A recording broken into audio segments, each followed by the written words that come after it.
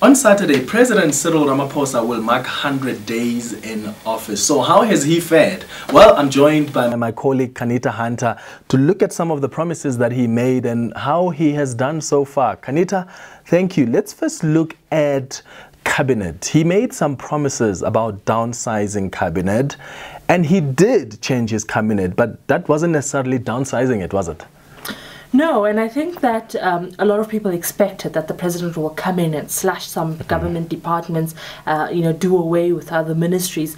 But he couldn't do that. And he explained it to say that he has now started a process. And it can only happen once he gets a mandate from the electorate, and then there's a new administration, the 6th administration, after next year's election. And that's when he can actually do that. So that night when he came out and he announced his shake-up to the executive, that left a lot of people disappointed.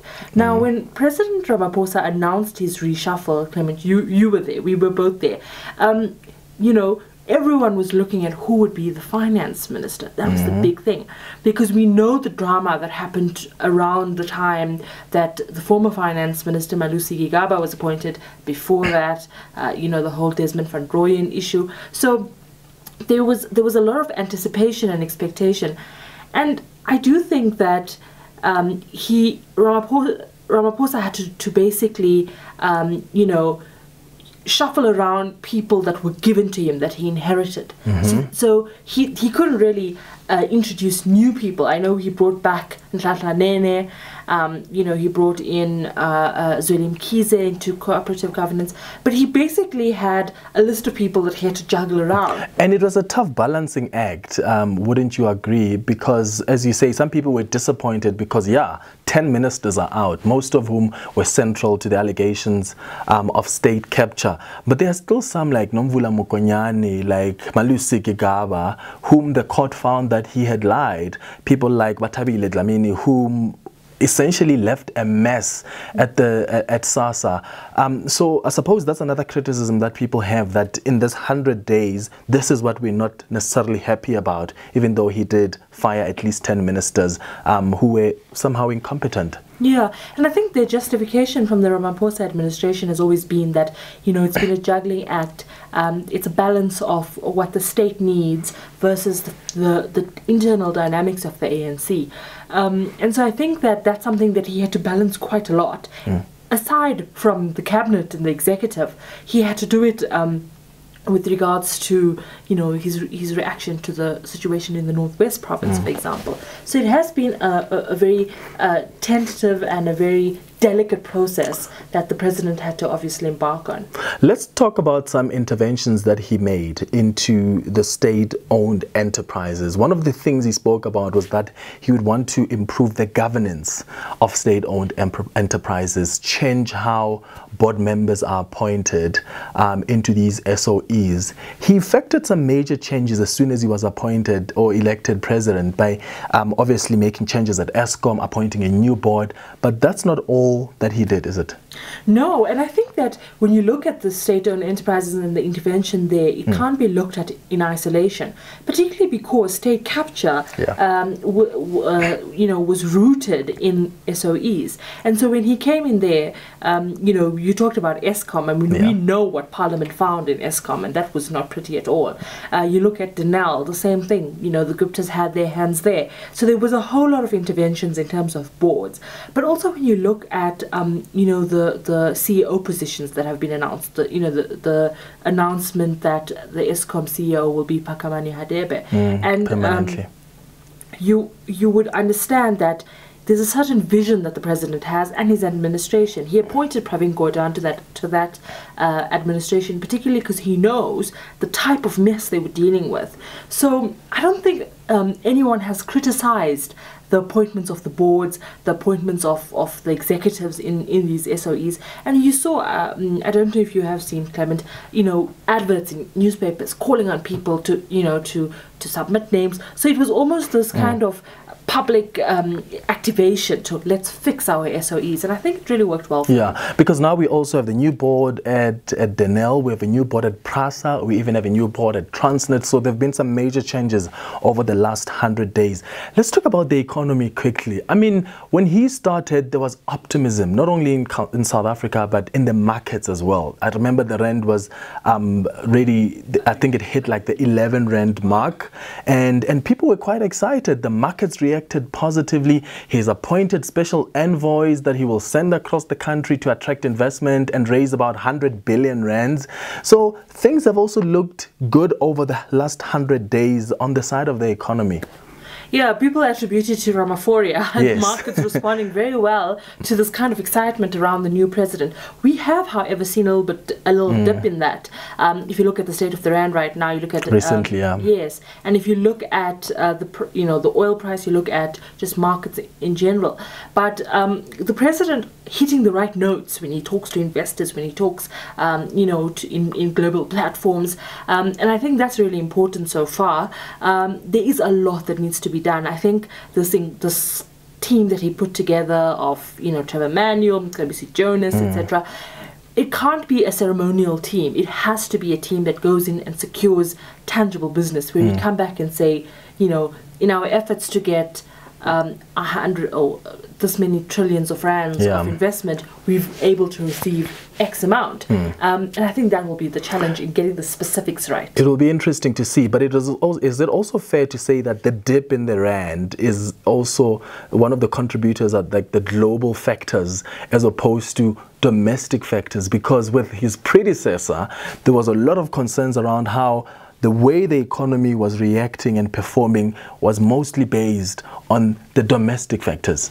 Yeah, absolutely, and I think there's a lot to consider in terms of the U.S. politics and the U.S. markets at the moment, but the one issue that I think that has sort of staggered the rand a little was the land question, and that had made some investors very jittery. And the ANC has conceded to this, that they know that markets won't respond so favorably to their discussions around expropriation of land. Because they were not being clear on how they were going to go about it. But what do you think? Do you think that now, since the land summit and since what President Cyril Ramaphosa said in Parliament this week, do you think that there has been some sort of clarity of how they're going to go about it? I think, if anything, it's some backtracking, if anything, because if they have supported the expropriation of land in Parliament for the Constitutional Review Committee to go and review that section and amend it, and then they come back now and they say, well, let's actually test the Constitution now. Let's go ahead and expropriate without compensation using Section 25. And if it fails and doesn't pass the constitutional test, then we can then talk about amending the Constitution. The EFF is not happy about that. The party, which is, of course, is the one that has been at the forefront of pushing for that motion in Parliament. So I suppose we wait and see over the next, I don't know, more 200 days to see how it will unfold. Let's talk about the cleaning of state institutions. Geez, SARS, Tom Moyane is out. You look at Arthur Fraser is out as the Director of State Security Agency, but NPA head Sean Abrahams is still there. Yeah, I mean, President Cyril Ramaphosa inherited a mess, really. If you look at, just SARS, the revenue collector, there was a whole lot of issues about top leadership there, and then the allegations against Tom Moyane as the National Commissioner of SARS, and so we've been through this whole lot of scandals. One of the first scandals the president was embroiled in after taking office, or rather his office was drawn into, because there was this discussions and back and forth he had with Tom Moyane asking him to resign. Now there's a disciplinary inquiry. The president's quite adamant that the charges against Moyane are very, very grave, and that there needs to be some sort of consequences for that. So, on Tom Moyane, he's very certain. He was a little less, firm in his stance against Arthur Fraser. Now we know Arthur Fraser is a controversial guy in the intelligence circles. The PEN program and those allegations. And he was facing a court battle by the Inspector General of Intelligence that accused him of, trying to interfere with his work, etc., etc. So there's a litany of allegations against Arthur Fraser. But we know that former President Jacob Zuma appointed him as now the Director General not so long ago. So he had his whole contract to see out. And so very quietly, the President then went and negotiated with Arthur Fraser and said, okay, let's remove you from the State Security Agency and place you in correctional services, because that post had been vacant. And he's received criticism for that. Absolutely, and he's facing a court challenge now. So that's going to be fascinating to see how he responds to that, particularly because that appointment may well be illegal. Yeah. All right. Let's talk about the mess, what some people will describe as a mess that was left by former President Jacob Zuma that Cyril Ramaphosa has had to deal with over the last 100 days. It's been chaotic, I think, if you look at... Litigation after litigation. Okay, if you look at just litigation involving the president, we know that, the Sean Abrams issue, it was a big issue. The president objected to a DA application in the Constitutional Court that, Sean Abrams be removed from office. President Ramaphosa comes in and says, okay, hold up, I'm going to withdraw this. Whatever the court decides, the court decides. So that's the NPA sorted out. Then the DA comes with another court case, and that's about the decision by the state to pay legal for fees. Former President Jacob Zuma's legal fees. And now this week, Ramaphosa telling the court, okay, we're not going to oppose this application. We will file a motion to abide. We've explained ourselves, and we'll abide by whatever the court decides. And that's a blow for his predecessor, Jacob Zuma, because he still needs state to pay for his legal fees. And so that's going to be something that's going to haunt him for a very long time. Then the other issue, if you look at SASA,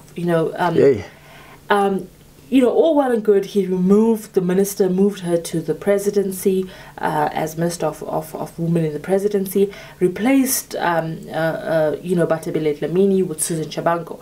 And there was a picture of Susan Shabango with her head on the table in Parliament. And that for me, Clement, just really depicted the mess that's at SASA right now. The minister barely able to take some of the questions about the wasteful expenditure, the irregular expenditure, the just general malfeasance that, took place. The total disregard of the Constitutional Court. Absolutely. And I think the president said in his State of the Nation, and that's one thing I think you can criticize him on, is that he was very clear about this in his State of the Nation, and he actually, promised to personally intervene and take control of the matter. And that has just spiraled out of control despite a new minister. And it's still unclear of what's going to happen in terms of the payments of grants. And so I do think that, that issue is going to be, a big elephant in the room. What else do you think still haunts the president? Well, I think free education, definitely. I mean, his predecessor, Jacob Zuma, announced that government would be offering free education. He's had to run around and and see where he can find money to fund that free education. I remember speaking to Manyathela, who was then speaking for Finance Minister at the time, Malusi Gigaba, and said, we actually don't have the money for it now. So I think that's one thing that haunts him. I think the State Capture Commission as well. He has to find money to fund that commission. I mean, already we know now that it's going to cost over 200 million rands over the next few months. So I think that's another thing that's really been haunting the now President Cyril Ramaphosa. Quickly and finally, optimism. Do you think that Ramaphoria is still there? I certainly see it among some South Africans, but some people seem to think, well, we've given him 100 days, and so far we think he was okay in the beginning, and now he's a little bit lackey. Yeah, I think that, a lot of the Ramaphoria was as a result of his direct interaction with people. People were excited. But now, because of the machine of government needs to continue, the president may be dealing with the nuts and bolts of the administration, of running a state. And so, things may not be as glossy as it was. If you take his public works, for example, it still gets a lot of attention. But, there is this kind of optimism that's markedly different from the type of, somber mood we felt about last year around the end of Jacob Zuma's tenure. So there is this general sense of hope. South Africans, could be broadly, and this is just a generalization, that be more hopeful in the Ramaphosa administration. And also, the opposition parties are finding that this Ramaphosa is working against them. And that's probably a good sign for the president. It's been 100 days in office. He still has many more days before the elections next year, where he would want to seek a fresh mandate from the electorate. And I do think that he has a lot fixed, before then. And I actually hope that that Ramaphosa will still be there when we get to elections next year. But anyway, that's how we wrap up our analysis as we take a look at the 100 days of President Cyril Ramaphosa's presidency.